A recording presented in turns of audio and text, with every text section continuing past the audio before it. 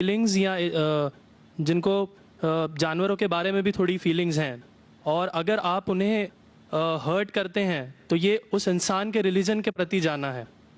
تو میرا یہ ماننا ہے کہ بھگوان کچھ نہیں ہے، صرف ایک یونیورسل بردرہڈ کا مادھیم ہے تاکہ ایک بھگوان کو ہم پوجیں یا عبادت کریں اور اس کے تھرو ہم یونائٹ ہو جائیں.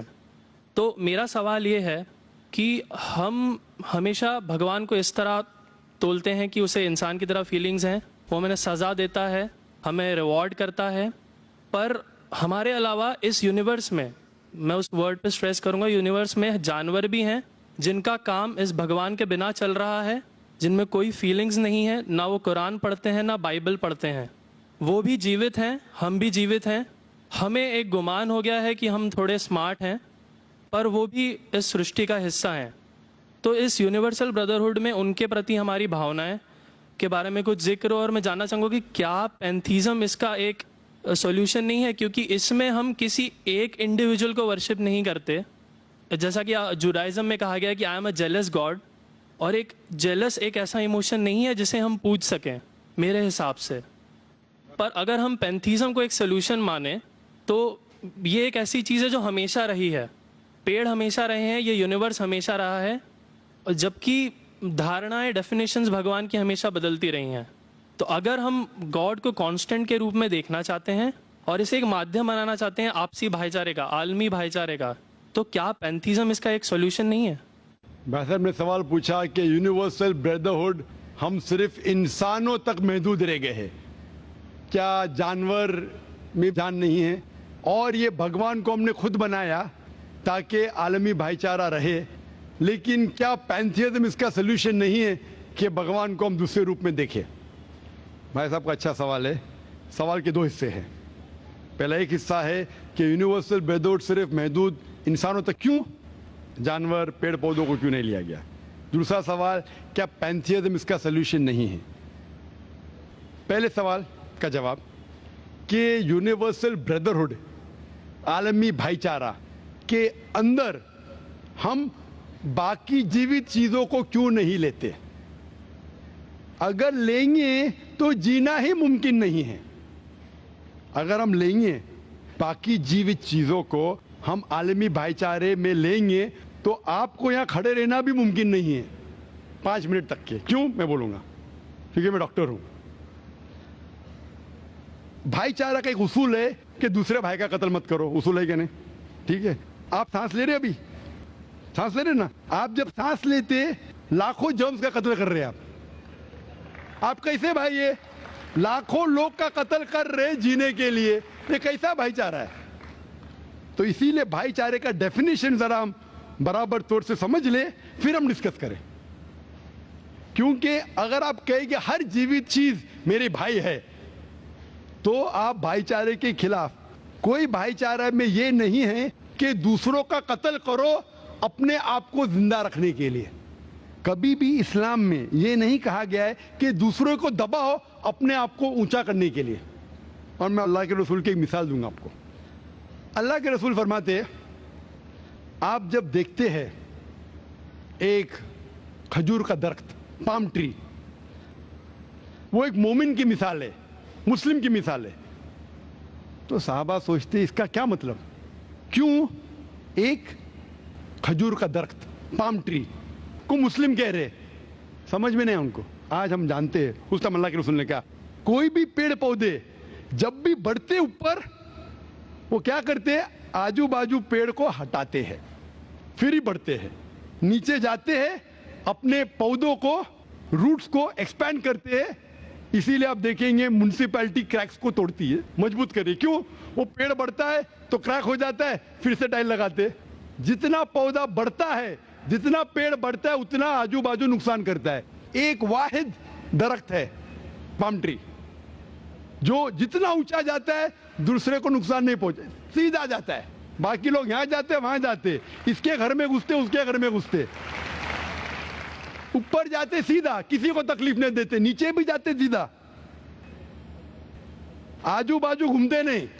اگر آپ اپنے آپ کو بڑا بننے کے لیے دوسروں کو دبائیں گے، یہ مسلم نہیں.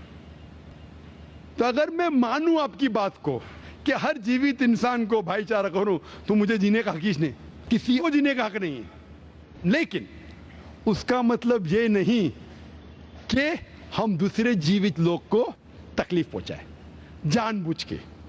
اسی لیے اسلام میں جب محمد صلی اللہ علیہ وسلم پیغام دیے عرب دیشوں میں، عرب ممالک میں، تو لوگ نے کہا یہ کیسا انسان ہے؟ جب اللہ کے رسول نے کہا کہ اونٹ کے اوپر زیادہ وزن مت ڈالو، حرام ہے، گھوڑے کو زیادہ تکلیف مت دو، تو لوگ کہنے لگے یہ تو ابھی انسانوں کی حقوق کی بات کر رہا تھا، ابھی جانوروں کے حقوق کی بات کر رہا ہے۔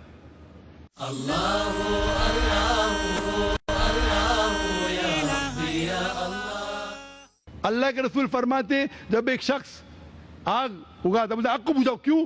ادھر چیٹیاں مر رہے ہیں۔ اس کا مطلب جان بوجھ کے کوئی بھی جیوت چیز کو مارنا حرام ہے، صرف انجانے میں اجازت ہے یا جس کی اجازت خدا نے آپ کو دی ہے، جس کی اجازت دی ہے خدا نے۔ مثال کے طور پہ منوسمرتی میں چیپٹر نمبر 5 شلوکا نمبر 21 میں لکھا گیا ہے کہ خدا نے کچھ جانوروں کو بنائے کھانے کے لیے اور کس کو خوراک بننے کے لیے، some to be eaten some to eat. اگر وہ کھانے والا جانور دوسرے جانور کو کھاتا ہے جس کو خوراک کے لیے بنایا ہے تو کوئی گناہ نہیں ہے۔ منوسمرتی چیپٹر نمبر 5 شلوک نمبر 30 میں اگر آپ اس جانور کا قتل کرتے جو کھانے کے لیے بنایا گیا تو آپ گناہ نہیں کر رہے۔ منوسمرتی چیپٹر نمبر 5 شلوکا نمبر 39 میں سیکریفائسل اینیمل، جو اینیمل قربانی کے لیے بنائے گئے اس کی قربانی دینا گناہ نہیں ہے۔ میں کیوں ہندو دھرم سے کہہ رہا ہوں، مسلم سے بھی کہہ سکتا ہوں، بہت سے حوالے۔ اس کا مطلب ہمیں کسی کو تکلیف نہیں دینا چاہیے، لیکن اگر انجانے میں چلتے چلتے چیٹی مر گئی تو آپ باہر چلے نہیں سکیں گے، آپ سانس لیں گے جرم، تو اللہ تعالیٰ نے جرم کو پیدا کیا ہے مرنے کے لیے عام طور پہ، تو آپ گنہگار نہیں۔ معلوم کچھ جین لوگ ماسک پہنتے تو بھی مرتے، پانی کو ابالتے، ابالنے سے مار رہے، ابالنے پانی پی کے فائدہ کیا؟ اندر مارنے کے بدلے باہر مار رہے، کیا فائدہ؟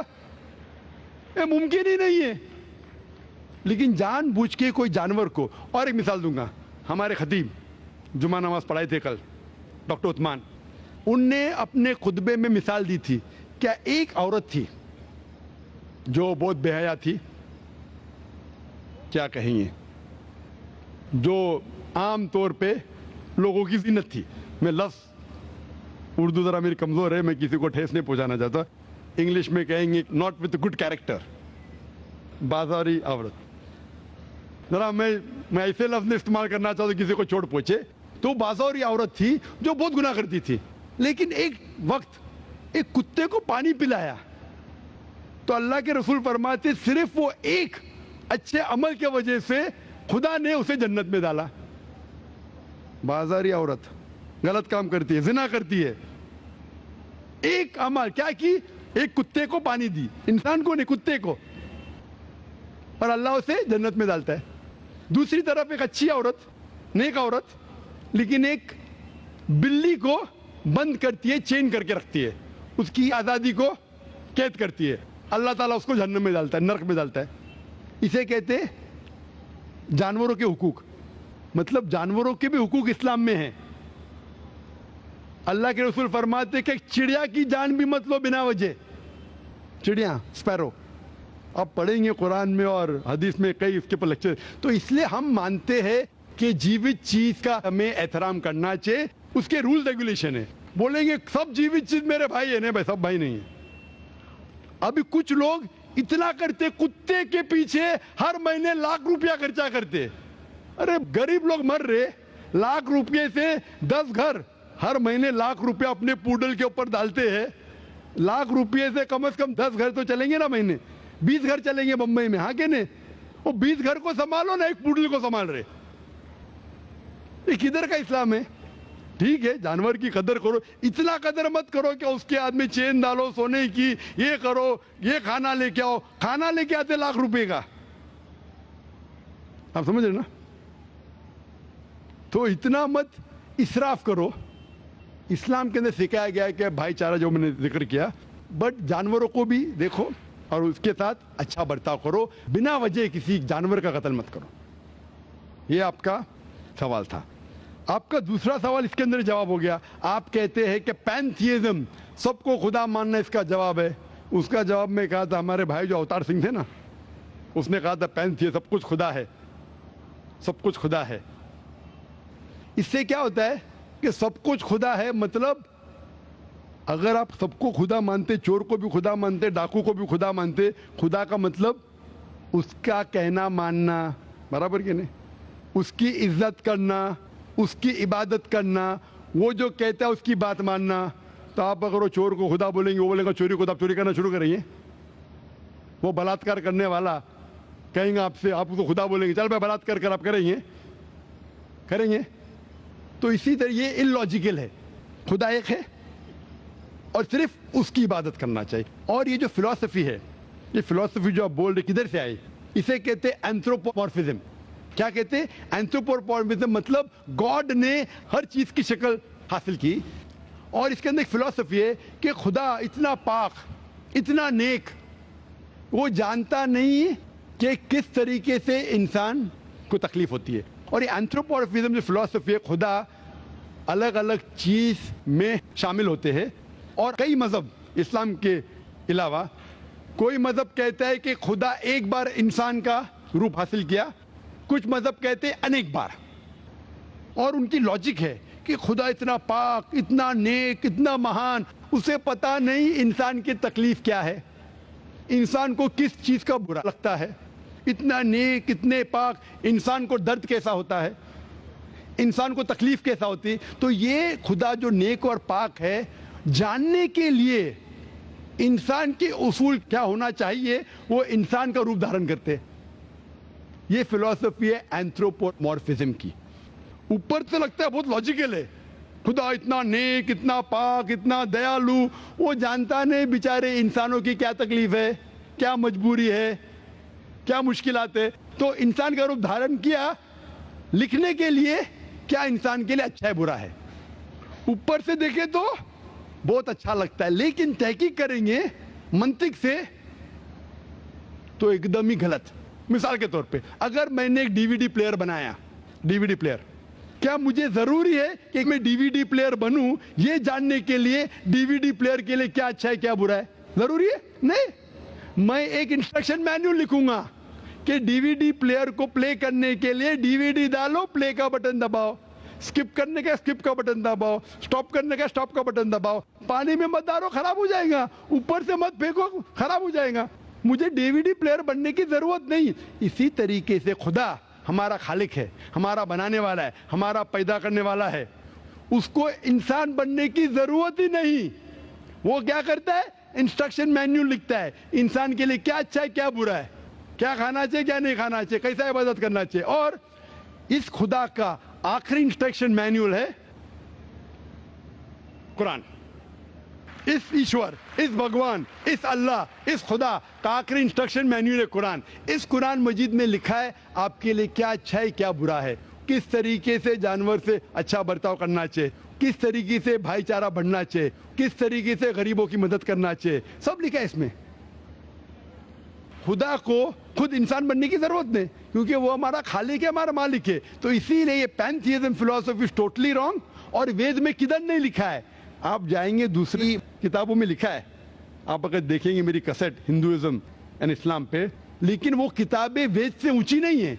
वेद में सिर्फ लिखा है तौहीद के बारे में, एक खुदा के बारे में, एक कम सत्य विप्रा बहुधा वेदांते, खुदा एक है, उसको नाम इरादा दे सकते हैं आप, लेकिन खुदा एक है, उसकी सिफत आप बयान कर सकते हैं।